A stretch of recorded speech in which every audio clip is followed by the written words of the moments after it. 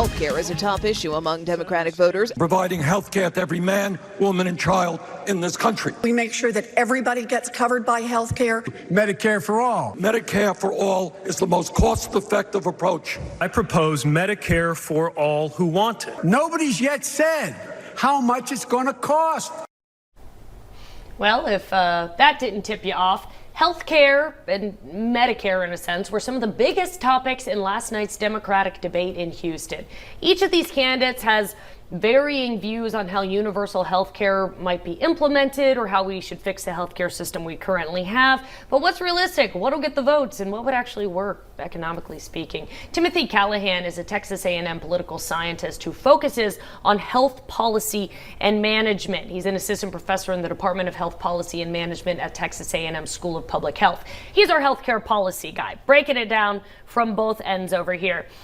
So this was what, like the first 45 minutes of this debate? This is all anybody talked about? Yeah, it was a lot more than I think even health experts were expecting, because health has been so prominent. We thought that other topics might take center stage, but they chose to focus on health, likely because they had all the candidates on stage for the first time, and it was a chance to really see where the divisions were between the different groups of candidates. Sure, so you say different groups. So we are seeing sort of groupings between these candidates in terms of where they land on healthcare policy. What are those groupings and who's in them? Yeah, I mean, they all have slightly different perspectives, but you think you can put them into three broad groups. One is sort of the Elizabeth Warren, Bernie Sanders group, and they support Medicare for all, which is the most progressive option, which is to say no matter what sort of insurance you have today, or even if you don't, the government under their plan would provide all health insurance, and every single aspect of healthcare would fall under that government plan. So that's option one.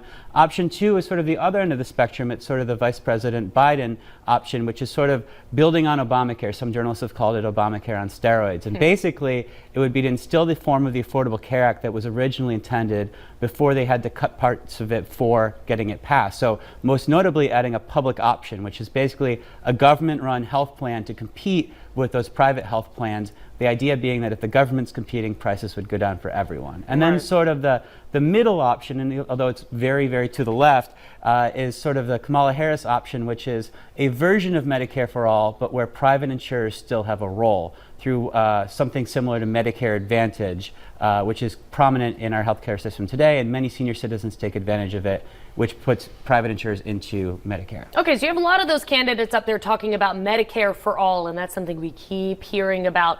So the difference between the Senator Harris plan, including private insurers, and then the Senators Warren and Sanders plan, not including private insurers, which one of those is perhaps more feasible, or what's the issue with either?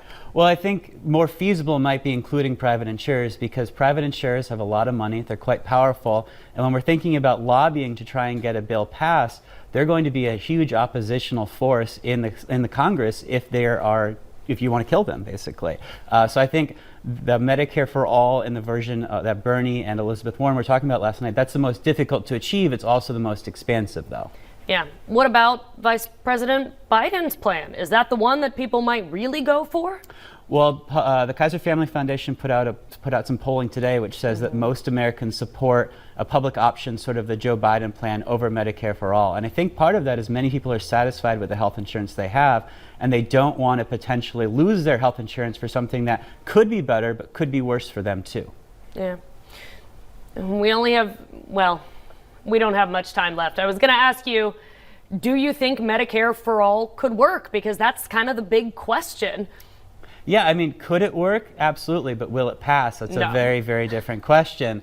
President Obama struggled to get the Affordable Care Act passed, and he basically needed 60 votes in the Senate to do that. So unless the Democrats think they're going to have 60 votes, or that they're going to kill the filibuster, there's little chance of seeing Medicare for all pass. So we'll just have to wait and see, because you have to remember, this is Democrats talking. The Republicans will have to have their say as well. Absolutely. Okay, Timothy Callahan, he does healthcare policy within the Texas A&M Health Science Center. Appreciate you so much. Thanks for having me on.